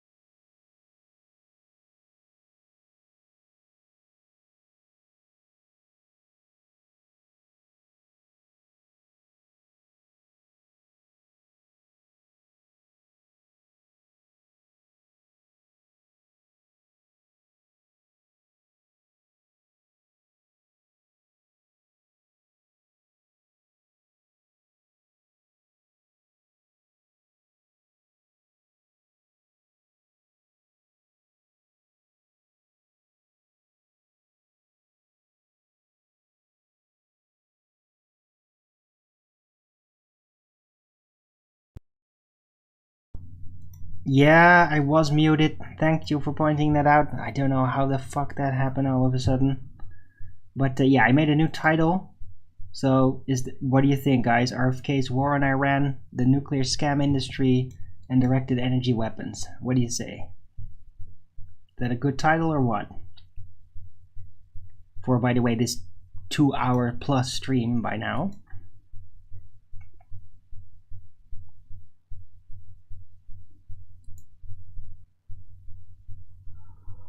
Seems that Nathan is actually live. Hey, damn it.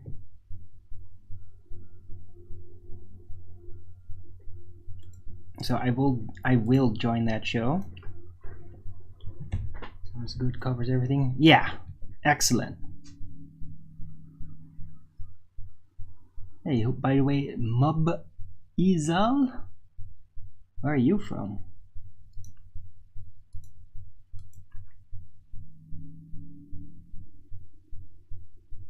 I haven't seen you around these parts before. Joined recently.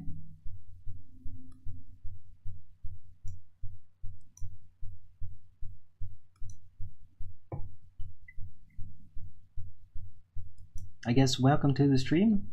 But yeah, you seem to be new, so right, hope to see you in the next stream. Anyway, thanks everyone for coming. I hope you liked this show. If you did, then please don't forget to Rogan's it up. And if you haven't already, subscribe to my channel and hit the bell notification so you know when I'm going live, which is normally 1 p.m. Amsterdam time in the weekdays and 2 p.m. Amsterdam time in the weekend. What? Is that Stes? No, that isn't Stes. No, Stes lives in the Netherlands and is a young guy. And, like, has a YouTube account that's definitely older than from the last few months. Anyway, yeah, thanks Moop Izal for being there and hope to see you more often. It's not the Stas Moretz pick. And besides, Tesmeretz has a ranch. He doesn't. But anyway, right, so yeah, hope you liked the show. If you did, don't forget to Rogan's it up. And if you haven't already, subscribe to my channel and hit the bell notification so you know when I'm going live, which is normally 1 p.m. Amsterdam time in the weekdays and 2 p.m. Amsterdam time in the weekend. And please also do support me, guys. I really hope you will through the PayPal and the Patreon. I really still need it. I could use some more support. I am still kind of on the edge of broke. So it would be great to get some support. I think I deserve it. I put down a good show, and in the past too. I mean, these have been good shows. Are you not entertained? Are you not being informed? Am I not fluid? Am I not energetic? Please help me out. Anyway. Right, so I'll be back tomorrow with Flat Earth Early Bird number 1639. On a Thursday, and I'm going to join the Flat Earth debates over at Nathan Oakley 1980 channel, which is already started up for like almost 15 minutes. Hope to see you there in the chat, and until the next video, keep it flat.